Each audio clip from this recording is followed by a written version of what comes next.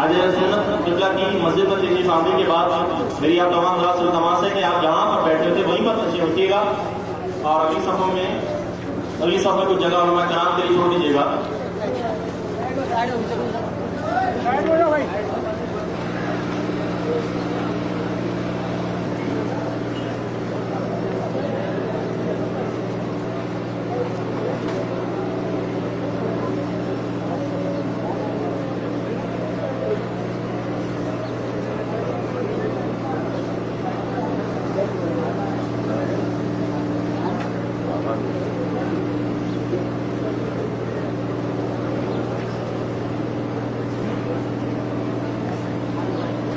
नारे तकबीर, नारे तकबीर, नारे रिसालत, नारे रिसालत, नारे रिसालत।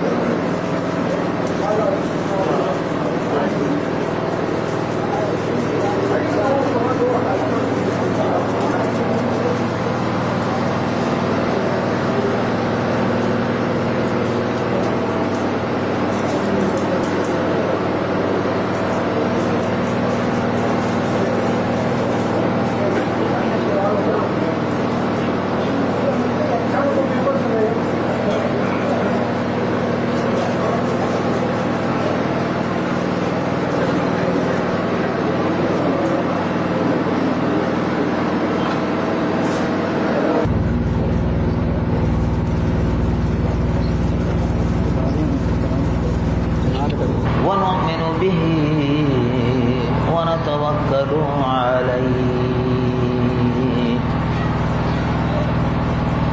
ونعوذ بالله من شرور أنفسنا ومن سيئات أعمالنا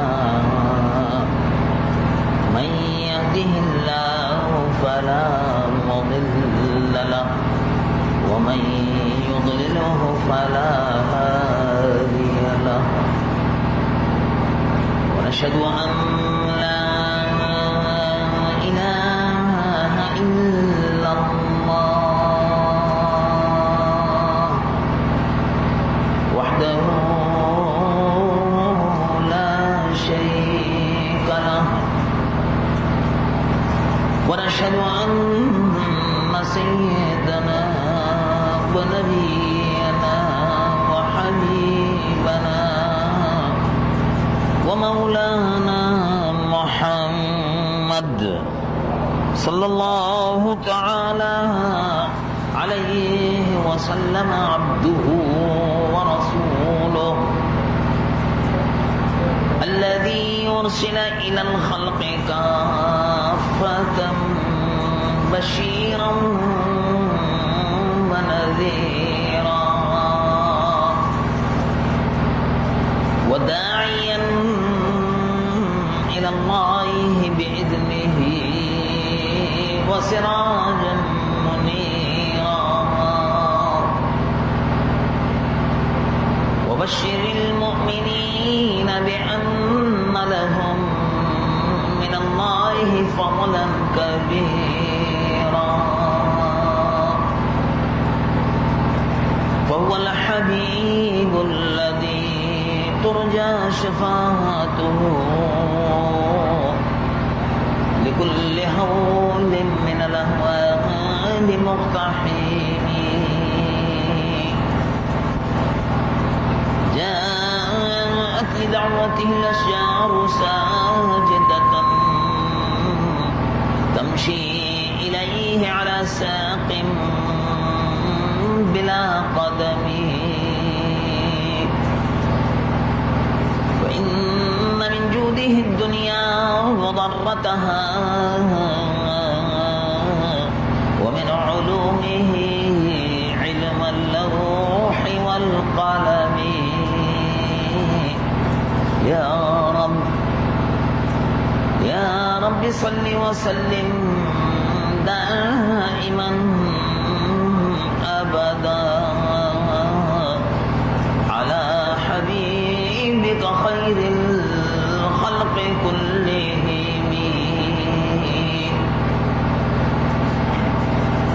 اللهم صل على حبيبك سيدنا مولانا محمد صاحب الوجه الأنور والجبين الأزهر صلاة وسلاما عليك يا سيدي يا رسول الله.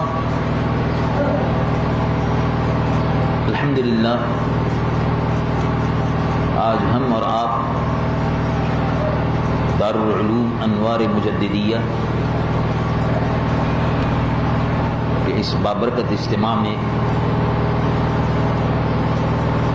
جو علماء کرام فارغ التحصیل ہوئے ہیں ان کی دستار بندی کے سلسلے میں منعقد ہو رہا ہے،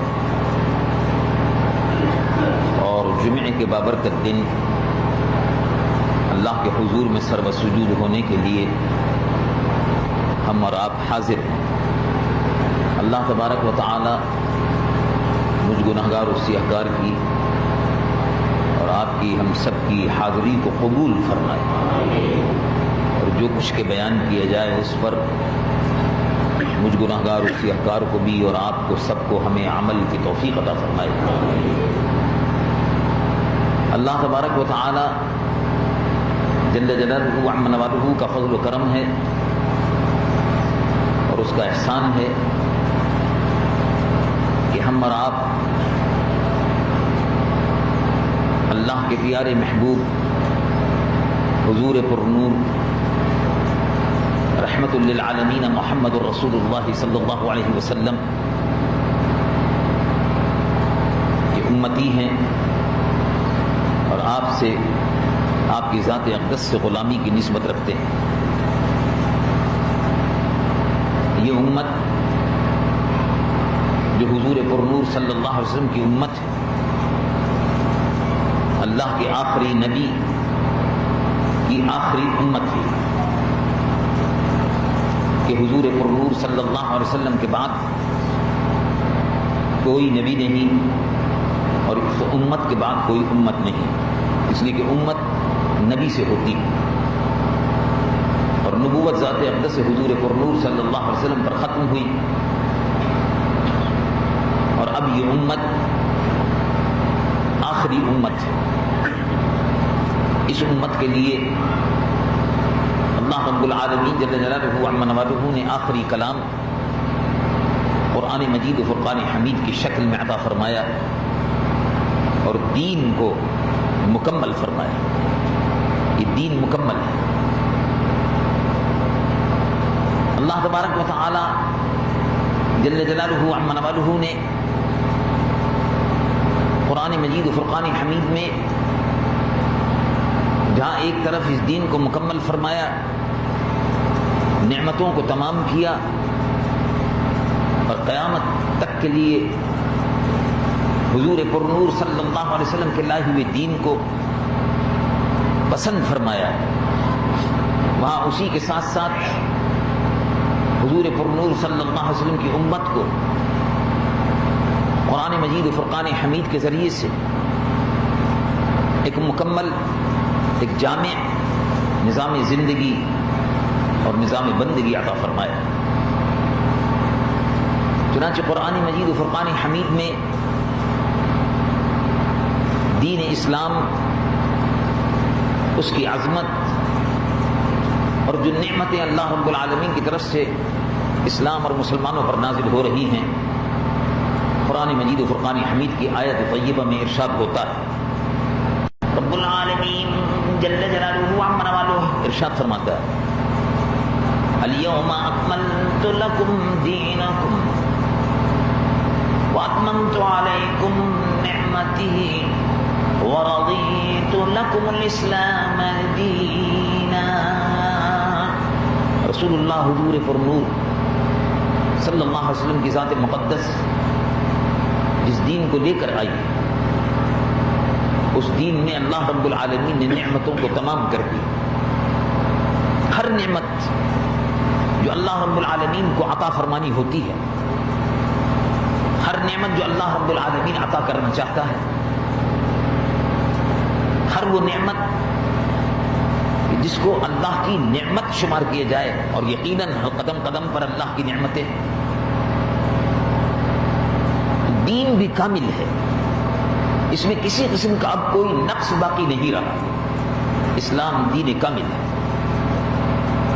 اور نعمتیں اللہ رب العالمین نے حضور پرنور صلی اللہ علیہ وسلم کی ذات مقدس کے ذریعے سے جو نعمتیں عطا کرنی ہیں، وہ سب نعمتیں غلامان محمد رسول اللہ صلی اللہ علیہ وسلم کو عطا فرما دی.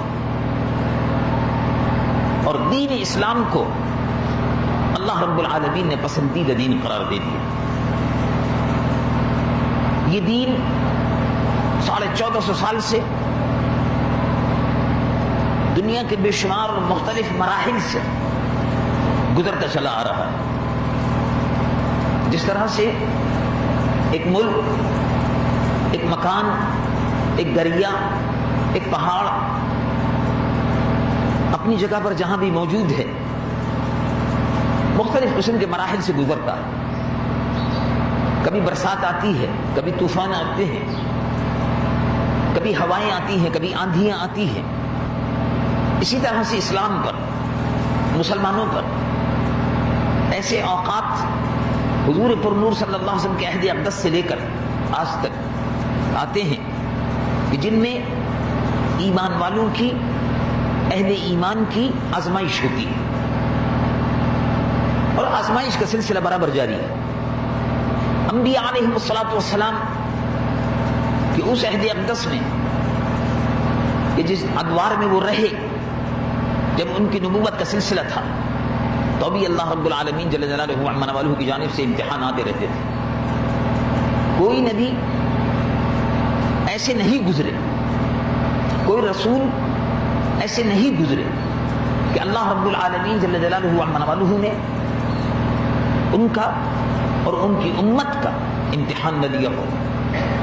امتحان کے مرحلوں سے گزرتے ہیں، اور جو جو امتحان کے مرحلوں سے گزرتے چلے جاتے ہیں، اللہ رب العالمین جل جلالہ عما نوالہ کی رحمتوں سے قریب ہوتے جاتے ہیں، اور اللہ رب العالمین ان پر رحمت نازل فرماتا رہتا ہے. چنانچہ حضور پرنور سید العالمین محمد رسول اللہ صلی اللہ علیہ وسلم نے ارشاد فرمایا، حدیث مبارک ہے، اشد الناس بلاء، بڑی اہم حدیث ہے، اشد الناس بلاء الانبیاء. وہ مقدس گروہ کہ جس کی سب سے زیادہ آزمائش ہوتی ہے. بلا کے معنی آزمائش کے، بلا کے معنی آزمائش کے.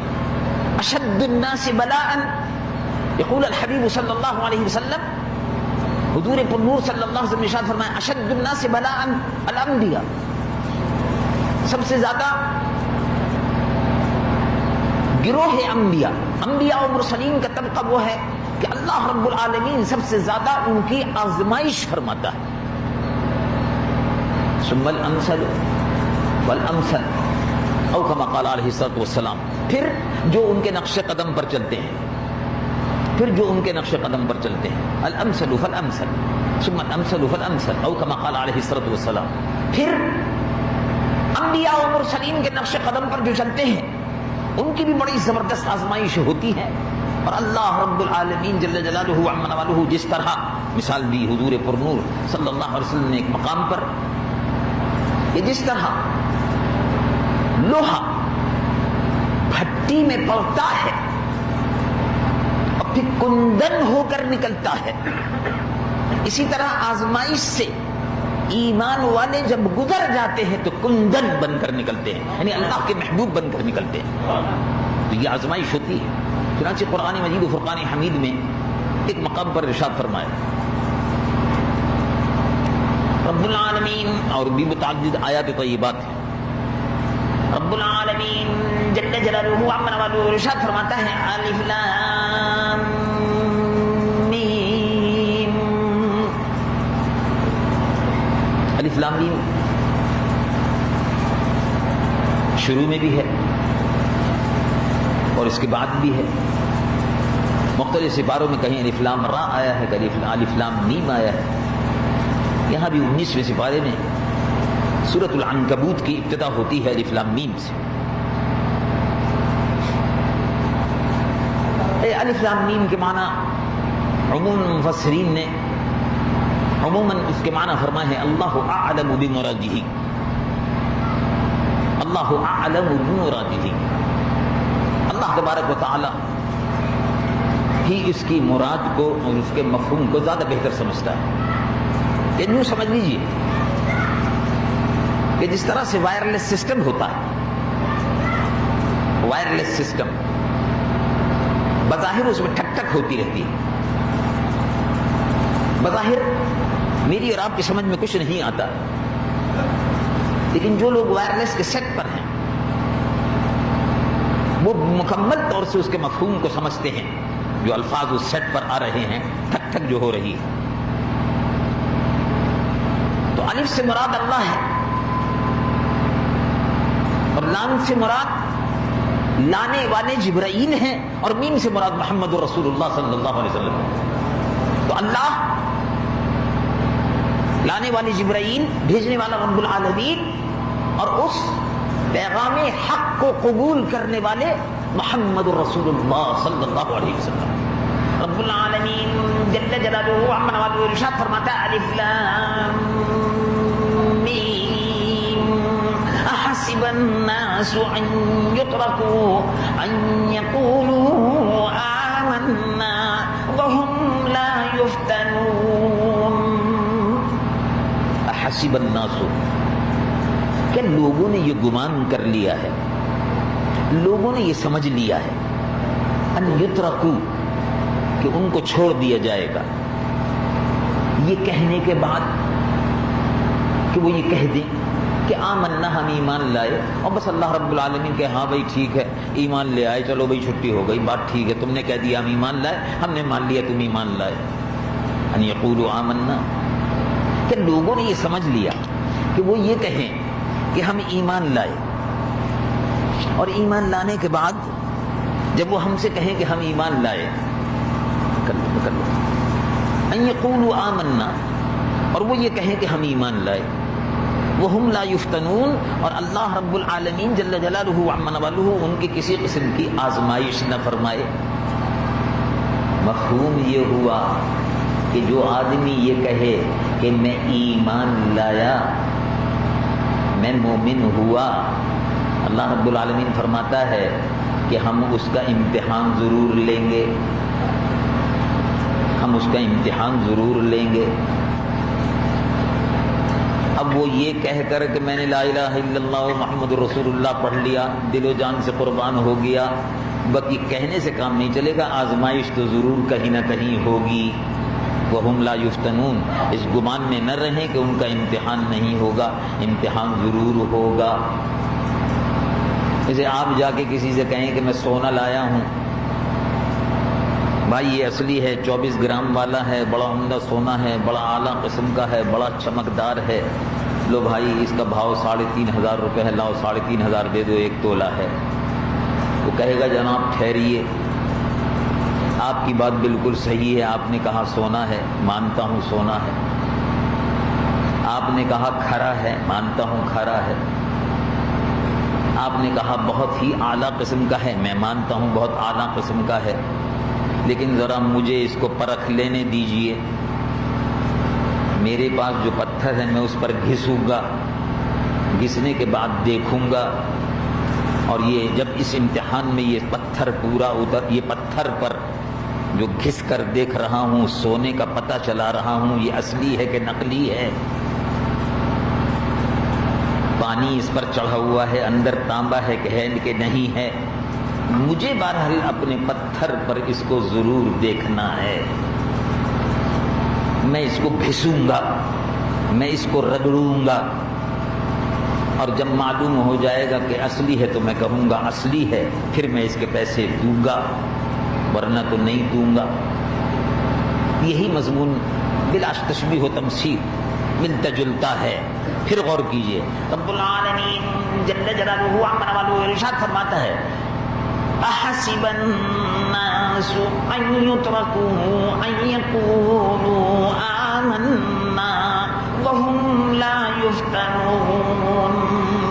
لوگوں نے یہ گمان کر لیا کہ وہ یہ کہیں کہ ہم ایمان لائے، اور پھر ان کی آزمائش نہ ہو، یہ کیسے ہو سکتا ہے؟ آزمائش تو ضرور ہوگی، ایمان کا جب دعویٰ کیا ہے تو گھسائی تو ضرور ہوگی، ایمان کو پرکھنا تو ضرور ہوگا، ایمان کھرا ہے کہ کھوٹا ہے، ایمان کس قسم کا ہے؟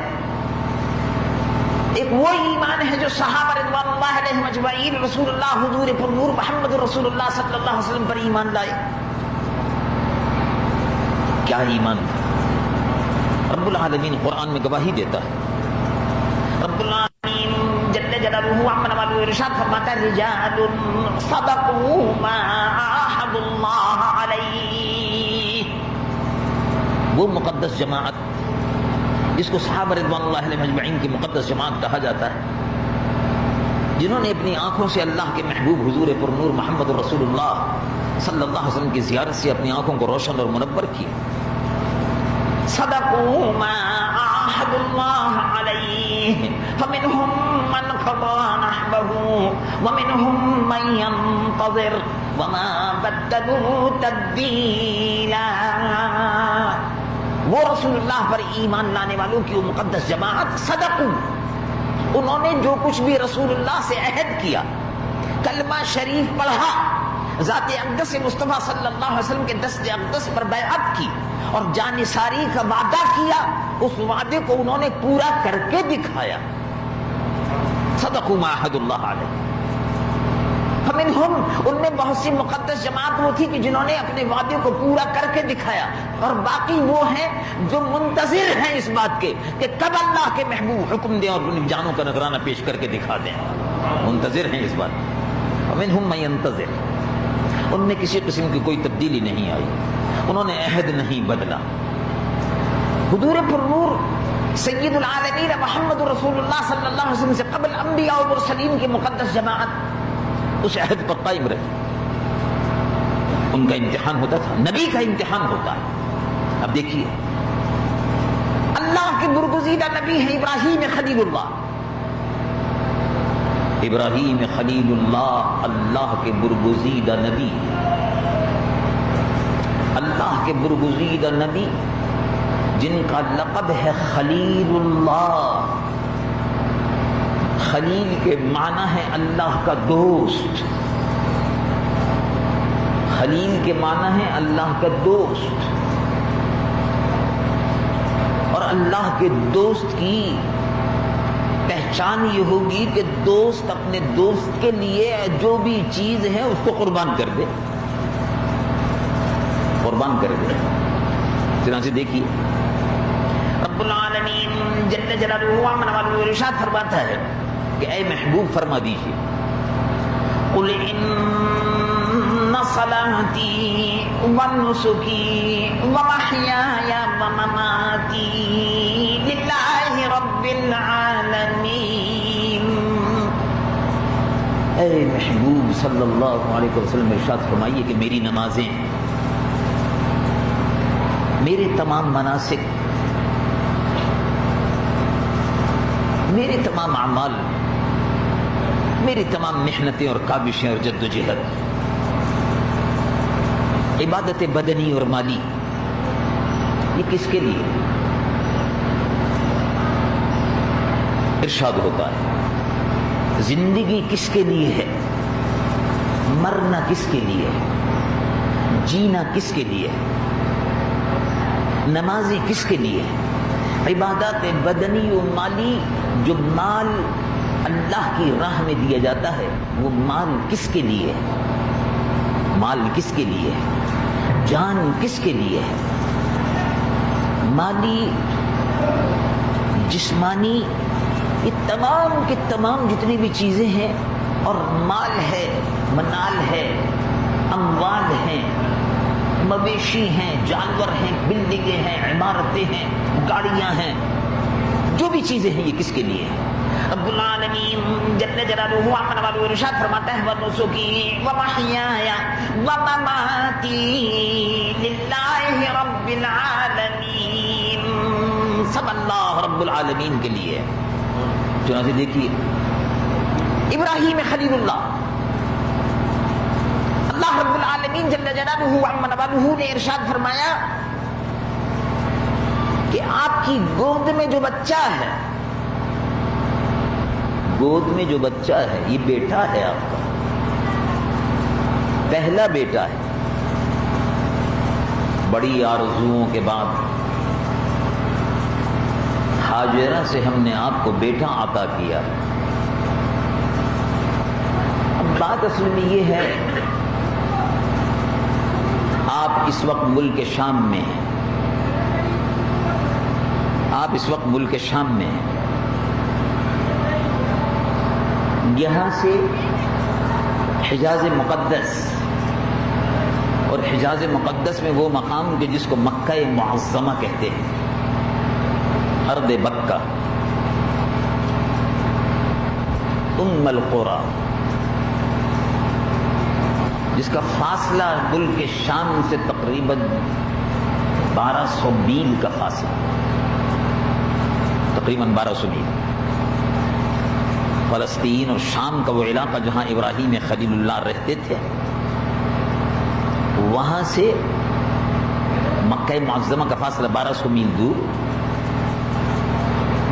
ارشاد فرمایا کہ اپنی بیوی صاحبہ کو اور یہ معصوم بچہ جو گود میں ہے، یہ پہلا بیٹا جو بڑی آرزوؤں اور مدتوں کے بعد پیدا ہوا ہے، اس بیوی کو اور اس بچے کو لے کر مکہ معظمہ جائیے۔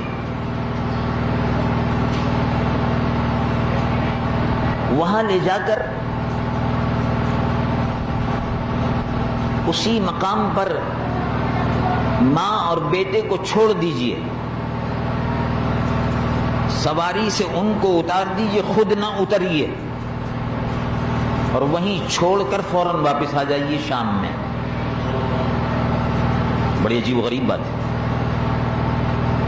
خلیل ابراہیم خلیل اللہ، اللہ رب العالمین جل جلالہ عما نوالہ کے مقبول بندے، جن کو ابو الانبیاء کا خطاب عطا ہوا، لوگوں نے دیا، انبیاء کے گروہ نے جن کو ابو الانبیاء کا خطاب دیا۔ ابراہیم خلیل اللہ، حضرت آدم کو ابو البشر کا خطاب ہے۔ ابراہیم خلیل اللہ لقب خلیل ہے، لیکن ابو الانبیاء اس اعتبار سے ہیں کہ آپ کی نسل میں کئی ہزار انبیاء و مرسلین پیدا ہوئے، یعنی ایک دو نہیں۔ ابراہیم خلیل اللہ کی نسل سے ایک دو نبی نہیں، کئی ہزار نبی۔ آپ ہی کی نسل سے وہ نبی پیدا ہوئے جو سارے نبیوں کے سردار ہیں، حضور پر نور محمد رسول اللہ صلی اللہ علیہ وسلم۔ اب اس سے آپ مرتبے کا اندازہ لگائیے۔ ابراہیم خلیل اللہ، جن کے پہلے بیٹے ابراہیم اسماعیل سے حضور پر نور صلی اللہ علیہ وسلم، اور اسحاق علی نبینا علیہ الصلوۃ والسلام سے پورے کئی ہزار نبیوں کی جماعت مقدس پیدا ہوئی۔ یعقوب نبی اللہ، یوسف نبی اللہ، موسیٰ کلیم اللہ، یہ سب اسی نسل سے ہیں۔ ابراہیم خلیل اللہ، اللہ کے برگزیدہ پیغمبر، بیٹا عطا ہوا، بہت پیارا بیٹا، نام رکھا اسماعیل۔ حکم یہ ہو رہا ہے کہ اب لے کر جائیے۔ لے جانے کے بعد مکہ معظمہ کی سرزمین پر اونٹنی سے اتریے نہیں، بچے کو اور اس کی ماں کو اتار دیجئے، چند دن کا جو کھانے پینے کا سامان ہے وہ دیجئے، اور الٹے پیر واپس آ جائیے۔ جب لے کر پہنچے، سفر کرتے کرتے بی بی صاحبہ کو لے کر پہنچے، تو دیکھا مکہ معظمہ کی سرزمین پر کوئی مکان نہیں، مکہ معظمہ کی اس سرزمین پر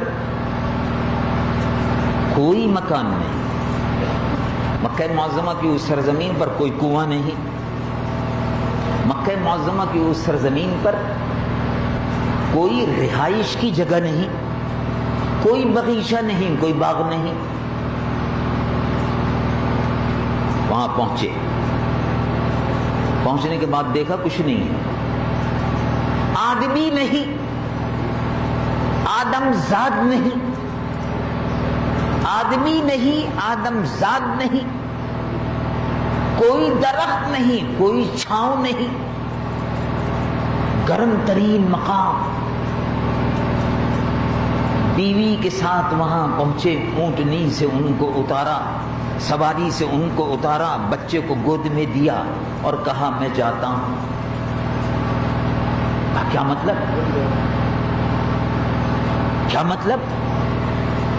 آپ میرے شوہر ہیں، میں آپ کی بیوی ہوں اور آپ کے بچے کی ماں ہوں۔ آپ مجھے اس جگہ پر چھوڑ کر جا رہے ہیں، آپ اس جگہ پر چھوڑ کر جا رہے ہیں، تو جنگل ہے۔ اگر جنگل بھی ہوتا چلو کچھ سایہ دار درخت ہوتے، یہ کیسی جگہ ہے؟ ابراہیم خلیل اللہ نے فرمایا اے اللہ اب میں چھوڑ کر جا رہا ہوں۔ رب العالمین جل جلالہ عما والو ارشاد فرماتا ربنا انی اسکنت من ذریتی بواد غیر ذی زرع عند بیتک المحرم۔ اب وادی غیر ذی زرع میں جو آب و گیاہ جگہ ہے، جہاں درخت نہیں ہے، جھاڑ نہیں ہے، وادی غیر ذی زرع ہے، بے آب و گیاہ میدان ہے، میں چھوڑ کر جا رہا ہوں۔ تو کہا آپ ہمیں کیوں چھوڑ کر جا رہے ہیں؟ آپ کس لیے چھوڑ کر جا رہے ہیں؟ میں اس بچے کے ساتھ جو گود میں ہوگا یہاں کیسے تنہا رہوں گی؟ میرا کوئی عزیز نہیں، کوئی قریب نہیں، رشتہ دار نہیں، یہ بستی نہیں، یہ رہنے کی جگہ نہیں۔ کعبۃ اللہ شریف کے تو تمام آثار طوفان نوح میں ختم ہو چکے تھے، بستی ختم ہو گئی تھی، کچھ بھی نہیں تھا وہاں تو، کعبۃ اللہ شریف کے نشانات بھی نہیں تھے، تھوڑے تھوڑے باقی تھے۔ تو آپ چھوڑ کے جا رہے ہیں کس وجہ سے؟ تو ارشاد فرمایا آپ کس لیے چھوڑ کر جا رہے ہیں؟ کہا اللہ رب العالمین کا حکم ہے۔ تو بیوی ہاجرہ نے فرمایا اگر رب کا حکم ہے تو سر تسلیم خم ہے، میں یہیں رہوں گی، جو رب کا حکم ہے اس کی تعمیل کرو۔ آپ بھی رب کے حکم کی تعمیل کیجئے، میں بھی رب کے حکم کی تعمیل کروں۔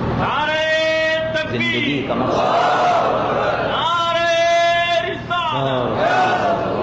زندگی کا مقصد بندگی ہے،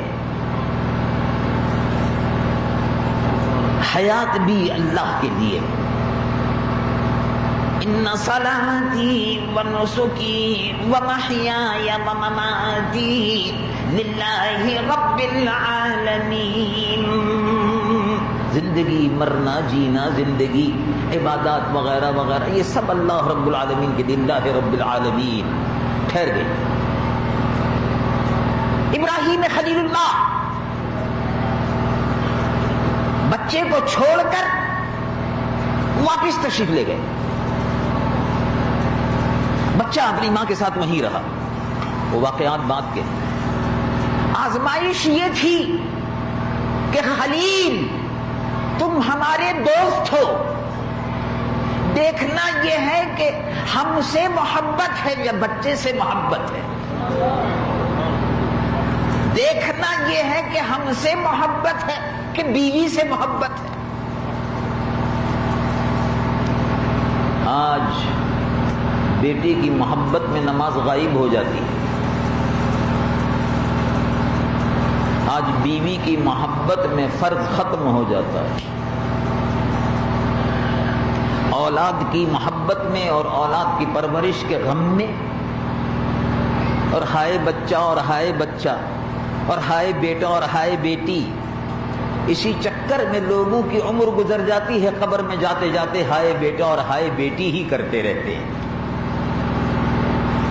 اسی لیے رب العالمین جل جلالہ عما والہ ارشاد فرماتا ہے، رب العالمین جل جلالہ عما والہ ارشاد فرماتا ہے یا ایھا الذین آمنوا لا تلھکم اموالکم ولا اولادکم عن ذکر اللہ۔ دیکھو کہیں ایسا نہ ہو ایمان والو کہ تم کو ہلاک کر دے، تلہکم، تم کو ہلاک کر دے، یعنی دنیا بھی برباد کر دے اور آخرت بھی برباد کر دے. اور شاید دنیا اچھی صورت میں تمہارے سامنے موجود رہے، شیطان اس کے بڑے اچھے نقشے دکھا کر پیش کرتا رہے، لیکن کہیں ایسا نہ ہو کہ آخرت میں ہلاک ہو جاؤ. کس وجہ سے؟ ہائے میرا مال، اموالکم و اولادکم عن ذکر اللہ، اللہ کے ذکر سے تم کو غافل کر دے، اللہ کے ذکر سے تم کو غافل کر دے. اللہ کے ذکر سے، یاد ایک تھوڑی سی وضاحت کرتے چلو. اللہ کے ذکر سے لوگ مراد یہ لیتے ہیں کہ ذکر الہی قلب کے ذریعے سے ذکر الہی ہو. بڑی اچھی بات ہے کہ قلب کسی کا ذاکر ہو، یہ بڑی اچھی بات ہے. اور بڑی اچھی بات ہے اگر قلب کے ساتھ ساتھ پورا جسم جو ہے ذکر الہی میں مشغول رہے، یہ اس سے زیادہ اچھی بات ہے. لیکن اگر ایک شخص جو ہے اس کا دل ذکر جو ہے وہ دل کرتا ہے اللہ اللہ اللہ اللہ اللہ اللہ، اور نماز نہیں ہے، تو قلب کا ذکر جو ہے یہ فرض تو نہیں ہے. نماز تو فرض ہے. اگر کسی نے یہ سمجھا کہ ذکر الہی سے اس کی عاقبت سنور جائے گی اور فرض سے نہیں سنورتی ہے، اس کا اسلام سے اور دین سے کوئی تعلق نہیں ہے. اس لیے کہ نماز کاہے کے لیے؟ نماز کیا ہے؟ رب العالمین جل جلالہ اپنا والو ارشاد فرماتا ہے اقیم الصلاۃ لذکری، میرے ذکر کے لیے نماز پڑھو. معلوم ہوا کہ جو بے نمازی ہے اب لاکھ بار اس کا دل اللہ اللہ کرتا رہے، لیکن وہ فرض کے چھوڑنے کی وجہ سے عذاب الہی سے بچ نہیں سکے گا.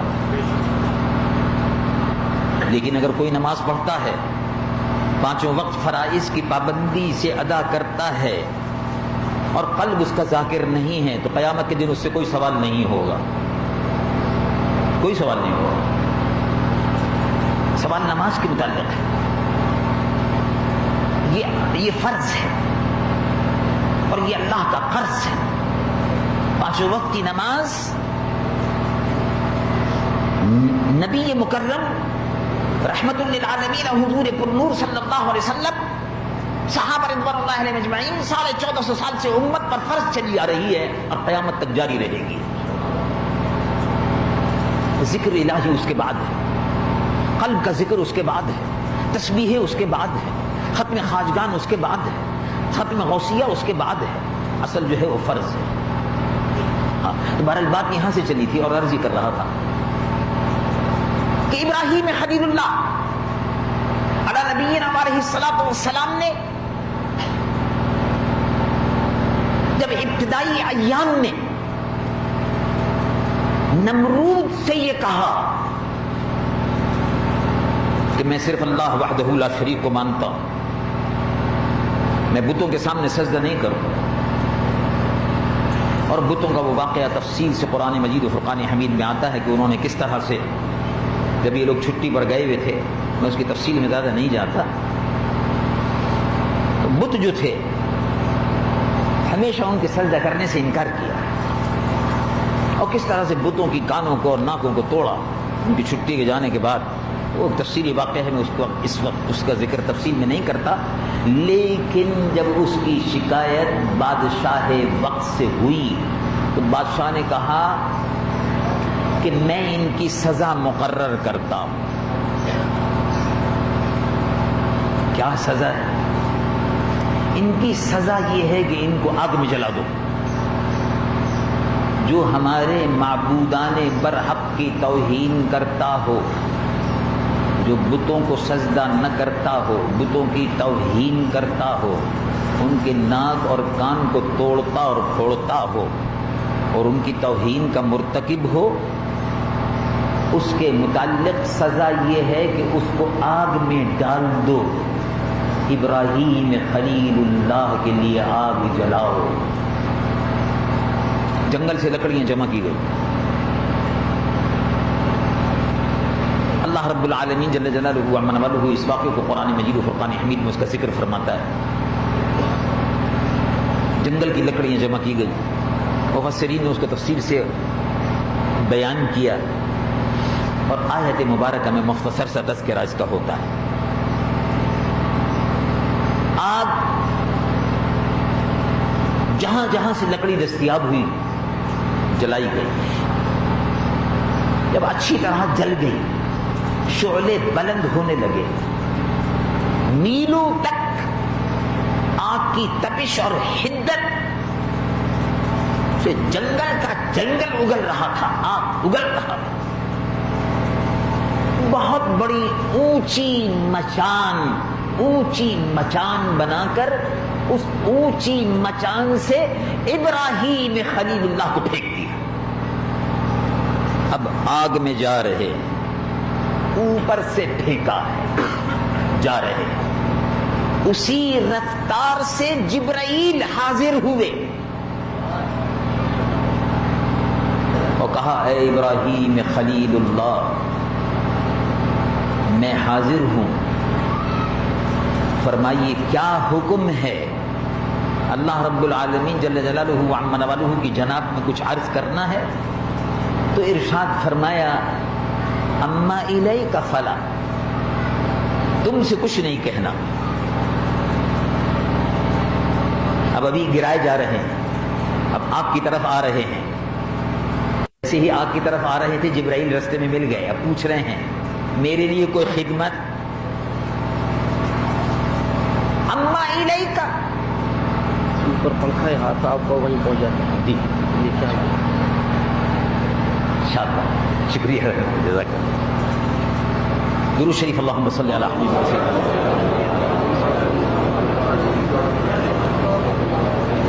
صلاۃ و سلام علیک یا سیدی یا رسول اللہ۔ اما الیک، جبرائیل تم سے کچھ نہیں کہنا، فلا، پھر کیا بات ہے؟ کہا علمہ بحالی، علمہ بحالی حسبی عن سوالی۔ اللہ رب العالمین کو معلوم ہے، وہ جانتا ہے کہ میرے ساتھ کیا کرنا ہے کیا نہیں کرنا، میں اس کے اختیار میں ہوں، مجھے سوال کرنے کی ضرورت نہیں ہے، رضا الہی پر راضی ہوں۔ ادھر یہ جواب ختم ہوا، علمہ بحالی حسبی عن سوالی، ادھر اللہ رب العالمین نے آگ کو حکم فرمایا، آگ کہ جس کے محاذات میں، یعنی آگ کے شعلے بلند ہو رہے تھے تو آسمان کی طرف جو شعلے بلند ہو رہے تھے ان محاذات میں پرندوں نے اڑنا چھوڑ دیا تھا، پرندے جل جاتے تھے، اتنی تپش تھی۔ اللہ رب العالمین نے جبرائیل کو اس جواب جب دیا اپنے کہ علمہ بحالی حسبی عن سوالی، سوال کرنے کی ضرورت نہیں ہے، مجھے کچھ کہنے کی ضرورت نہیں ہے، وہ جانتا ہے، میرا خلیل جانتا ہے کہ میرے ساتھ کیا سلوک کرنا ہے، میں اس کی رضا پر راضی ہوں۔ اللہ رب العالمین نے آگ کو حکم فرمایا، کیا حکم تھا؟ قرآن مجید و فرقان حمید میں رب العالمین جل جلالہ وعظم والہ ارشاد فرماتا ہے، رب العالمین جل جلالہ وعظم والہ ارشاد فرماتا ہے قلنا، ہم نے حکم فرمایا، قلنا ہم نے، یا نار کونی بردن وسلاما علی ابراہیم، اے آگ، یا نارو، آگ۔ اب حضرت ابراہیم خلیل اللہ آگ کے قریب گر رہے ہیں، اصل میں آگ کی طرف گر رہے ہیں، یہ سارا مکالمہ درمیان میں ہو رہا ہے، جبرائیل مکالمہ کر کے واپس گئے، اب اللہ رب العالمین کا حکم نازل ہو رہا ہے، آگ کو براہ راست مخاطب، خبردار یا نار کونی بردن وسلاما، اے آگ ٹھنڈی ہو جاؤ۔ آگ کا کام تو جلانا ہے، آگ تو ٹھنڈی جب ہوتی جب پانی ڈالو، لیکن حکم الہی ہے، جس آگ کا کام جلانا تھا وہ ٹھنڈی ہو گئی۔ ایسی ٹھنڈی مت ہو کہ جس کی زیادہ ٹھنڈی سے تکلیف پہنچے۔ زیادہ ٹھنڈی سے بھی تو تکلیف پہنچتی ہے۔ یا نارو، اے آگ ٹھنڈی ہو جا، اور ایسی ٹھنڈی ہو کہ سلامتی بن جا۔ علی ابراہیم، ابراہیم خلیل اللہ آزمائش میں پورے اتر گئے۔ آزمائش میں ابراہیم خلیل اللہ پورے اتر گئے۔ جس وقت ابراہیم خلیل اللہ آگ پر گرے ہیں تو آگ ٹھنڈی تھی، سلامتی کا باعث تھی، آرام سے اس پر جا کر بیٹھ گئے۔ کفر لرزہ براندام ہے، تماشبین، مشرکین، بت پرست حیرت سے دیکھ رہے تھے کہ آگ جس کا کام جلانا ہے وہ ابراہیم خلیل اللہ کی آرام گاہ بنی ہوئی ہے۔ ابراہیم خلیل اللہ آرام سے بیٹھے ہوئے تھے۔ یہ تھے ابراہیم خلیل اللہ۔ ابراہیم خلیل اللہ اس امتحان میں پورے اترے، اللہ کا دوست امتحان میں پورا اترا۔ ابراہیم خلیل اللہ مکہ شریف میں بیوی کو چھوڑ کر اکلوتے بیٹے معصوم کو چھوڑ، ابھی حضرت اسحاق پیدا نہیں ہوئے تھے، اس سے پہلے کا واقعہ ہے۔ عیسائیوں میں اور ہم میں اختلاف ہے۔ عیسائی کہتے ہیں کہ بڑے بیٹے اسماعیل نہیں تھے۔ عیسائیوں کے اولڈ ٹیسٹمنٹ اور نیو ٹیسٹمنٹ، مقدس بائبل، توریت و زبور اور انجیل، عہد نامہ قدیم و عہد نامہ جدید، اولڈ ٹیسٹمنٹ اور نیو ٹیسٹمنٹ، وہ یہ کہتے ہیں کہ نہیں، حضرت اسحاق بڑے بیٹے تھے، اور ہمارے نزدیک حضرت اسماعیل ذبیح اللہ بڑے بیٹے تھے، پہلے بیٹے تھے۔ اسماعیل ذبیح اللہ کو چھوڑ دیا، واپس شام پہنچے۔ تھوڑے دن بعد اللہ رب العالمین نے چند سالوں کے بعد حکم فرمایا کہ اب آپ پھر جائیے، اب جائیے اور بیوی بچوں کو ذرا دیکھ کر آئیے، بیوی کو اور بچے کو دیکھ کر آئیے۔ خواب میں سو رہے تھے تو سوتے ہوئے دیکھا، سوتے ہوئے دیکھا کہ اپنے بیٹے کو ذبح کر رہے ہیں۔ اللہ رب العالمین کی راہ میں بیٹے کو قربان کر رہے ہیں، خواب میں دیکھا۔ یہ نبی کا خواب ہے۔ اب خواب پر اگر تفصیل سے بحث شروع ہو جائے بات لمبی ہو جائے گی۔ یہ نبی کا خواب ہے۔ نبی کا خواب غلط نہیں ہوتا، ولی کا خواب غلط ہو جاتا ہے، میرا اور آپ کا خواب غلط ہو جاتا ہے، نبی کا خواب غلط نہیں ہوتا۔ اور یہ نبی کی خصوصیت تھی کہ بیٹے کو قربان کرنے کا حکم دیا۔ اب اگر کسی آدمی کو خواب میں یہ نظر آئے کہ کوئی بزرگ اس سے فرما رہے ہیں یا حکم الہی ہو رہا ہے تو اپنے بیٹے کو چھری سے کاٹ دو، تو یہ شیطانی حکم ہے، اللہ کا حکم نہیں ہے، رحمانی نہیں ہے، شیطانی ہے، اس لیے کہ کسی کی جان لینا حرام ہے۔ اور خواب کی بنیاد پر شریعت مطہرہ جو ہے وہ خواب کی بنیاد پر نہیں چلتی۔ یعنی اگر کوئی آدمی یہ کہے کہ مجھے خواب میں سیدنا غوث اعظم عبد القادر جیلانی رضی اللہ عنہ وارضاہ کی زیارت ہوئی، خواب میں میں نے حضور پر نور سید العالمین محمد رسول اللہ صلی اللہ علیہ وسلم کو دیکھا، اور حضور یہ فرما رہے ہیں کہ بھی تم بہت بڑے نمازی ہو، اور تم نے بہت نمازیں پڑھ لی، بڑا نمازوں کا حق ادا کر دیا، اب آج سے تم پر نماز معاف ہے۔ تو حضور پر نور صلی اللہ علیہ وسلم اول تو ایسے آدمی کو نظر ہی نہیں آتے، وہ جھوٹا ہے، وہ جھوٹا ہے، اس کا ٹھکانہ جہنم ہے۔ جو حضور پر نور صلی اللہ علیہ وسلم کی ذات اقدس سے اپنے جھوٹے خوابوں کو منسوب کرتا ہے، وہ جھوٹا ہے۔ اللہ کے محبوب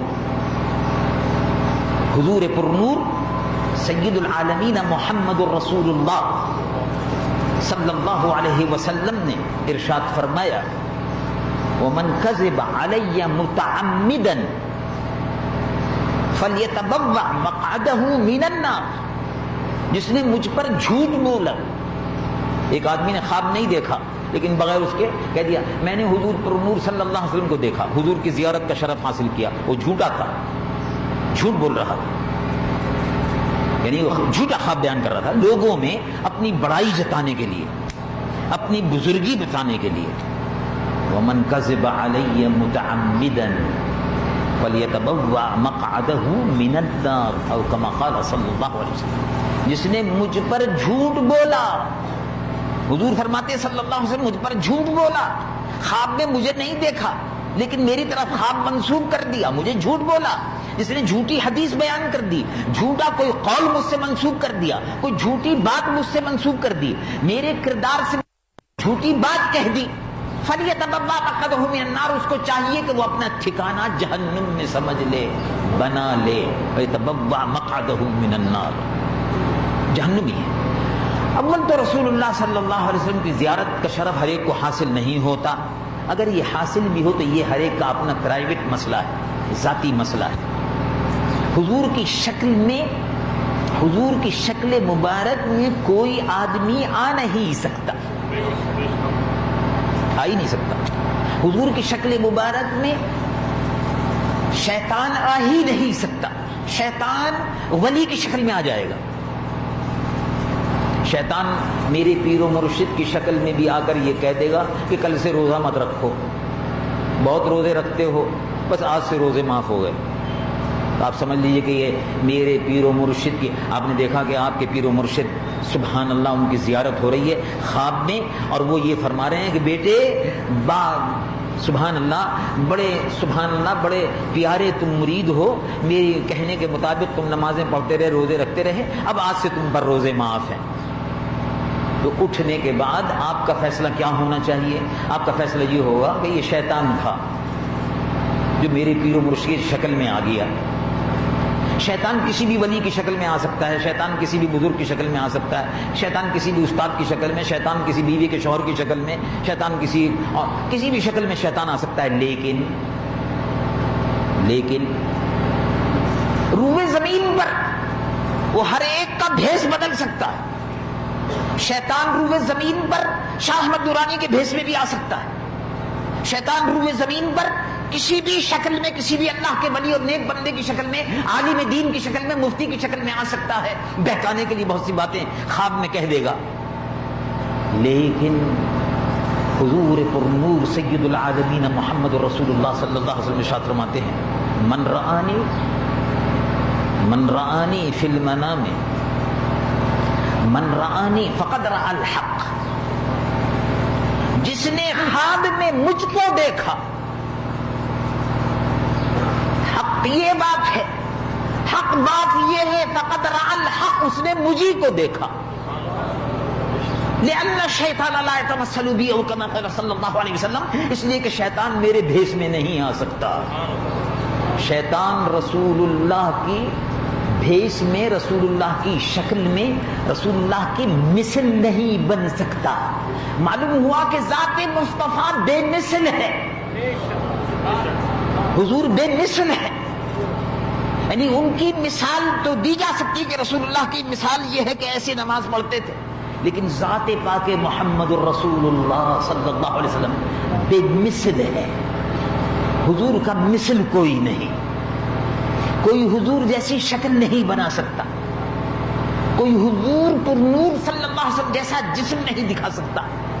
شیطان کو یہ قدرت حاصل ہے کہ سانپ بن گیا، بچھو بن گیا، کیڑا مکوڑا بن گیا، آدمی بن گیا، جانور بن گیا، گدھا بن گیا، یہ ساری شکلیں بدلتا رہتا ہے، لیکن ذات پاک محمد رسول اللہ صلی اللہ علیہ وسلم کی کوئی مثل نہیں ہے۔ حضور کی کوئی مثل نہیں ہے۔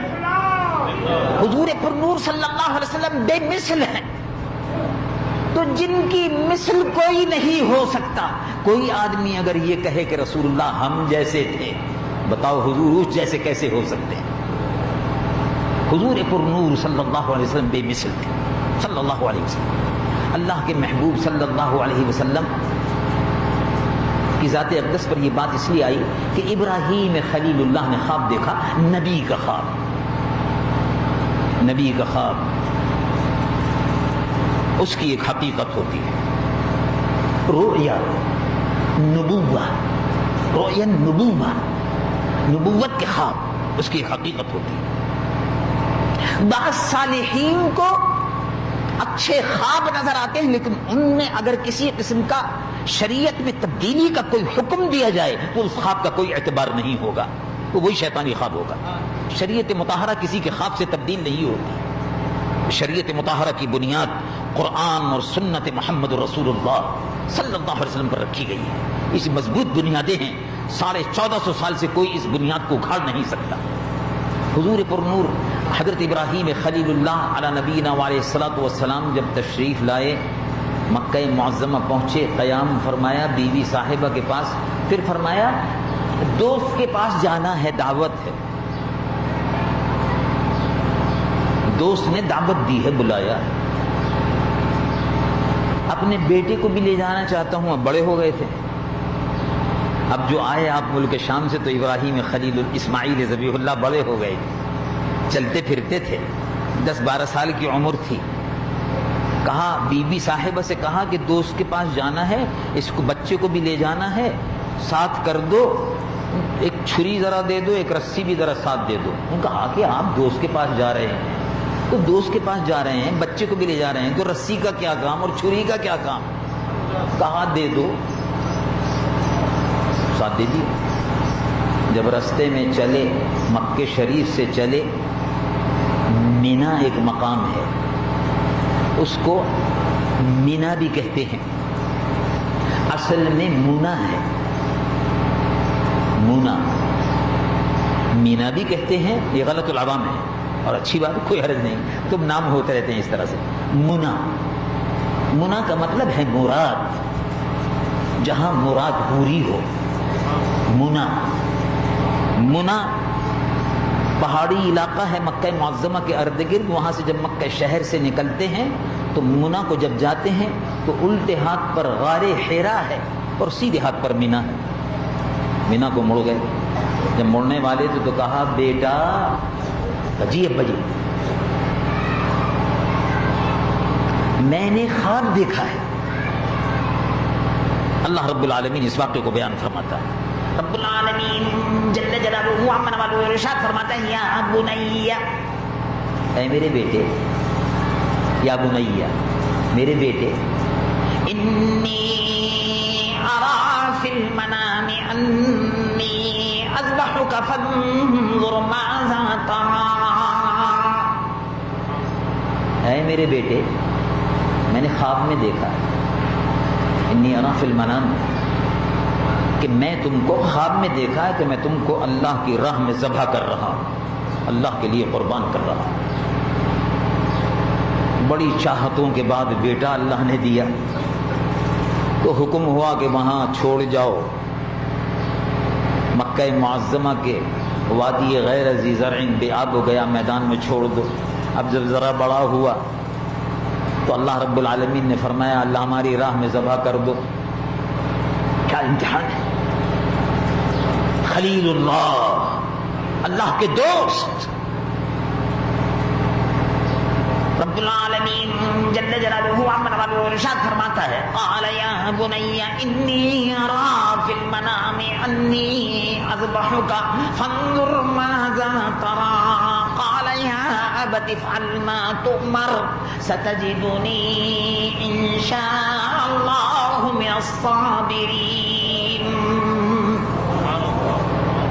ابا جی آپ نے خواب میں دیکھا کہ اللہ کی راہ میں آپ مجھے ذبح کر رہے ہیں. یا ابتی افعل ما تؤمر، ابا جی جو حکم ہوا ہے اس کو پورا کر دیجیے، میرے لیے اس سے بڑی سعادت اور کیا ہو. اللہ اللہ. اسماعیل ذبیح اللہ کی راہ میں قربان ہونے والے اسماعیل ذبیح اللہ، ابا جی قربان کر دیجیے. آپ انشاءاللہ مجھ کو صبر کرنے والا پائیں گے. میرے صبر میں ابا فرق نہیں آئے گا. آپ اطمینان سے مجھ کو جس کے آپ خلیل ہیں اس کی راہ میں قربان کر دیجیے. اس جلیل خلیل رب جلیل کی راہ میں اپنے بیٹے کو قربان کر دیں. ابراہیم خلیل اللہ نے لٹا دیا. جب مینا پہنچے تقریباً 2.5 میل، مکہ معظمہ سے تقریباً 2.5 اور 3 کے درمیان میں میل کا فاصلہ ہے مینا اور مکہ شریف میں. مینا میں پہنچے، لٹایا، لٹانے کے بعد چھری کو تیز کیا اور چھری گرے پر چلائی تو چھری چل نہیں رہی. کہا ابا اے اللہ کے برگزیدہ پیغمبر، چھری چل نہیں رہی ہے، اس کو تیز کیجئے. کہیں ایسا تو نہیں ہے کہ بیٹے کی محبت غالب آ رہی ہے، آپ جلدی ذبح کیجئے. اللہ اللہ.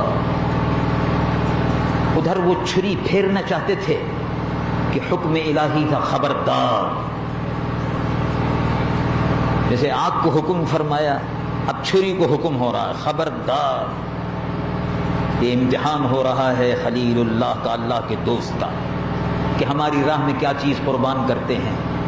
اولاد بھی قربان، باپ بھی قربان. یہاں لوگوں سے مال قربان نہیں ہوتا. زکوٰۃ دیتے ہوئے ان کو پر موت طاری ہوتی ہے کہ 2.5 روپے 100 روپے میں سے نکالوں کہ نہ نکالوں. دارالعلوم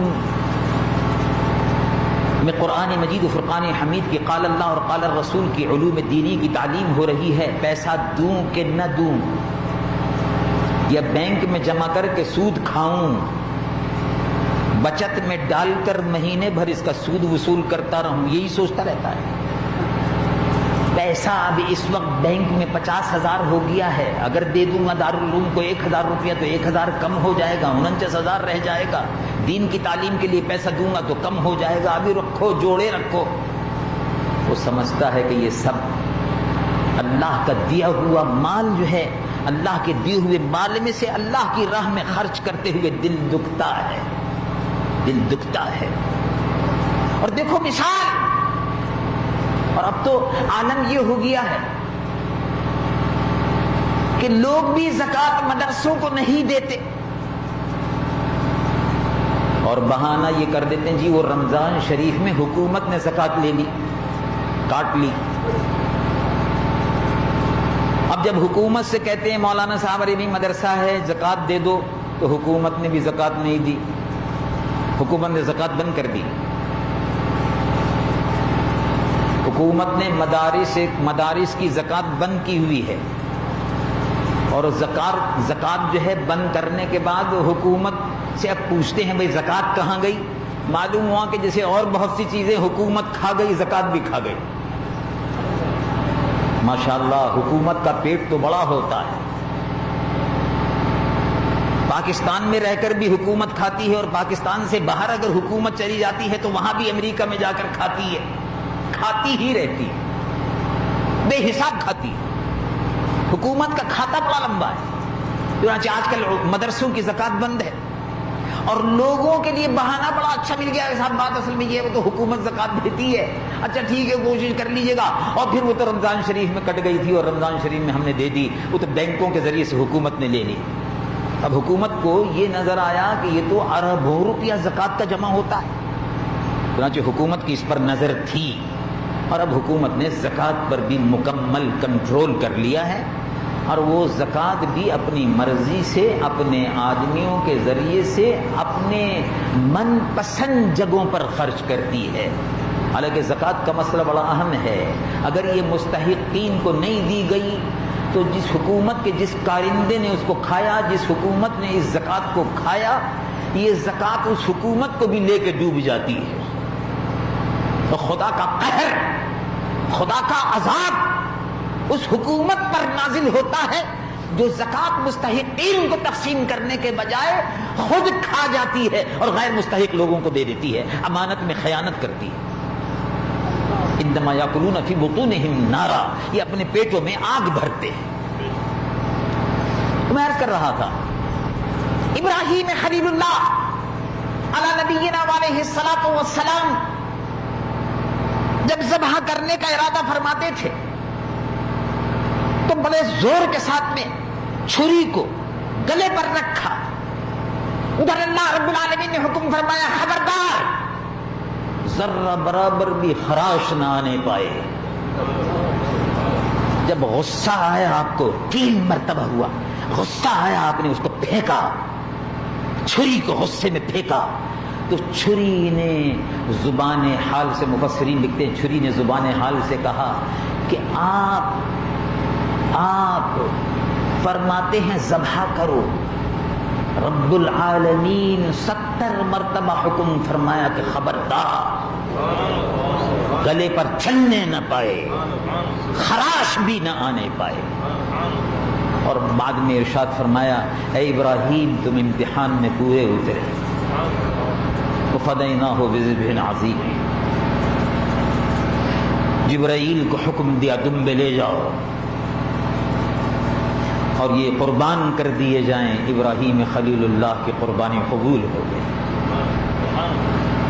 اللہ کا بندہ وہ ہے جو اس کی بندگی کے لیے جان کو، اللہ کا بندہ وہ ہے اس کی بندگی کے لیے مال کو، اللہ کا بندہ وہ ہے جو اس اللہ رب العالمین کی رضا کے لیے ہر محبوب چیز کو اللہ کی راہ میں قربان کر دے. وہی اللہ کا بندہ ہے اور وہی محمد الرسول اللہ کا محبوب ہے صلی اللہ علیہ وعلی آلہ وصحبہ وسلم. اللہ تبارک و تعالی جل جلالہ وعظمہ حضرت مولانا نعیمی صاحب دامت برکاتہم العالیہ کی سرپرستی میں جو ادارہ دارالعلوم انوار مجددیہ کے نام سے اہل سنت و جماعت کا قابل فخر ادارہ ہے، اللہ تبارک و تعالی جو حضرات بھی اس ادارے کی مالی اخلاقی سرپرستی کر رہے ہیں، اللہ تبارک و تعالی ان سب کو دین و دنیا کی نعمتوں سے مالا مال فرمائے اور ادارے کے فیوز و برکات کو قیامت تک اس صدقہ جاریہ کو جاری و ساری رکھے. وآخر دعوانا الحمدللہ رب العالمین. اللهم صل على سيدنا محمد وعلى آله وصحبه وسلم. ما شاء الله.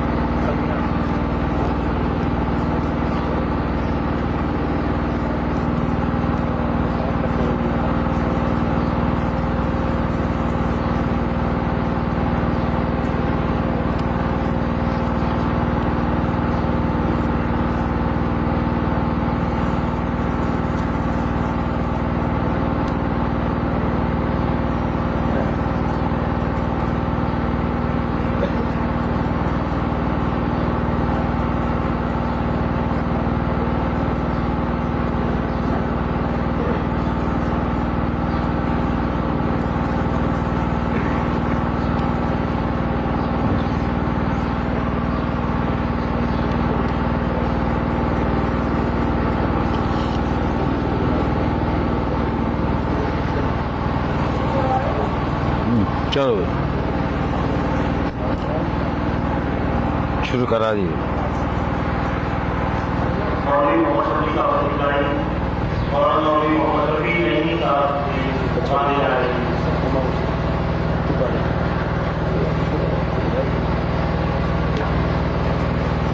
ماشاء اللہ سبحان اللہ واہ واہ مبارک صحیح مبارک ہو آپ کو مبارک ہو آپ کو بھائی دوسرا اچھا امام شریف بسم اللہ اللہم صلی علی سیدنا مولوی محمد رفیع صاحب نعیمی صاحب چھانے جا رہے ہیں.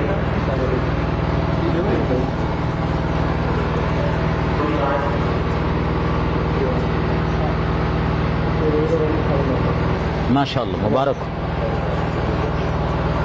مبارک ماشاء اللہ چلو بسم اللہ توکلنا علی اللہ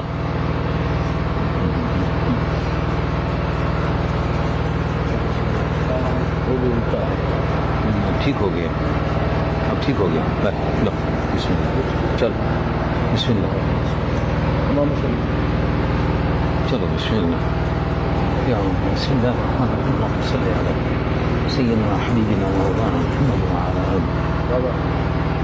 امام شریف لمبا بہت ہے بھاری ہے ہلکا نہیں ہے بہت بھاری ہے. کتنے گز کا ہے ذرا میرے کل 5.5 ہے.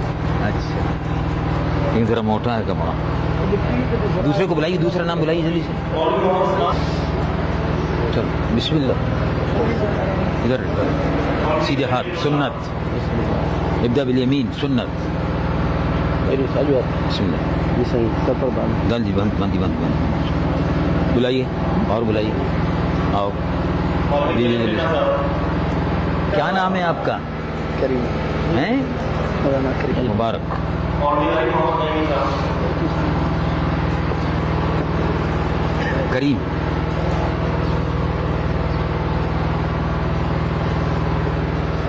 آؤ آپ کا نام کیا ہے علی محمد جی علی محمد علی محمد ماشاء اللہ مبارک بارک اللہ بارک اللہ عمرک اللہ.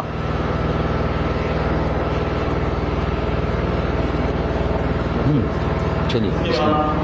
مولوی محمد نعیمی صاحب آؤ بھائی چلو جلدی سے. واہ واہ واہ سبحان اللہ بہت بابرکت ہیں آپ ماشاء اللہ. جزاکم اللہ بارک اللہ عمرک اللہ. علی محمد بسم اللہ الرحمن الرحیم بسم اللہ الرحمن الرحیم اللہم صلی علی سیدنا حبیبنا مولانا محمد وعلی آلہ وصحبہ وسلم. لائیے